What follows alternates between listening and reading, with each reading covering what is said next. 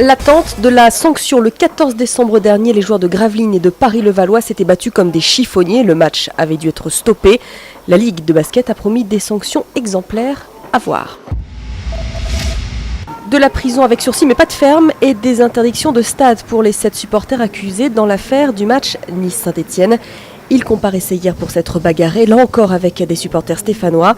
Le seul niçois mis en cause et qui était en détention provisoire depuis le 5 décembre a donc été libéré. Satisfait, normal, il retrouve sa maison comme il aurait dû être et passer ses fêtes avec ses parents surtout.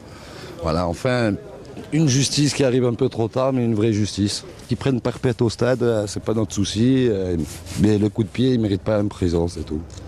Une perpète au stade, qu'il la mette, ça n'a rien à faire dans un stade ce geste, ok, mais la prison, il n'a rien à faire dedans lui non plus, quoi.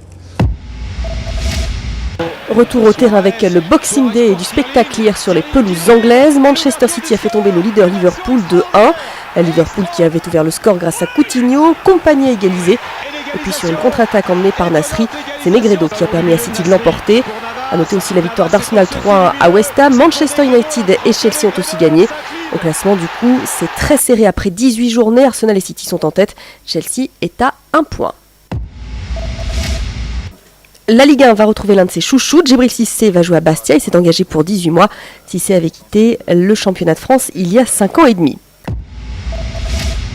Autre star incontournable du championnat de France, Zlatan Ibrahimovic qui ne va pas se faire que des copines. Le joueur s'est payé le football féminin pourtant très populaire dans son pays, la Suède. Rapide, efficace, puissant, des qualités footballistiques incomparables avec celles d'une femme. C'est en tout cas ce que pense Zlatan Ibrahimovic. Quand je suis à l'étranger, on me compare à Messi et Ronaldo. Quand je rentre à la maison, on me compare avec des footballeuses. L'été dernier, on m'a demandé qui est le meilleur, Lotta Schelling ou vous ? Non mais c'était une plaisanterie ou quoi ? Avec tout le respect dû aux femmes, vous ne pouvez pas comparer le football masculin avec le football féminin. Des propos jugés irrespectueux par Patrice Lair, l'entraîneur de Lotta Schelling à Lyon. Il faudra peut-être qu'il soit un petit peu plus respectueux quand même par rapport à Lotta Schelling. Je pense qu'il n'y a pas si longtemps, ils ont reçu par rapport à l'élection des meilleures joueuses et du meilleur joueur suédois. Ils étaient ensemble. Je pense qu'il serait quand même sympa de respecter un peu plus ce football. Mais de là à dire que Zlatan Ibrahimovic est misogyne, là encore, difficile de faire l'unanimité entre les femmes et les hommes. Je suis pas spécialement d'accord avec lui, mais son personnage il est comme ça, voilà. On l'aime comme ça, hein, c'est tout. Hein. C'est mieux qu'il joue pour le Paris Saint-Germain et voilà, qu'il tient sa bouche fermée, quoi.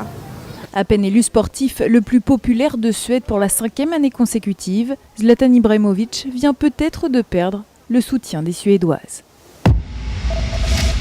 La bonne rentrée de Joe Wilfried Tsonga, le Français, est à Abu Dhabi pour un tournoi exhibition. Il s'est offert Andy Murray 7-5-6-3. Murray n'avait plus joué depuis sa blessure au dos en septembre. En demi-finale, le Français retrouvera Novak Djokovic.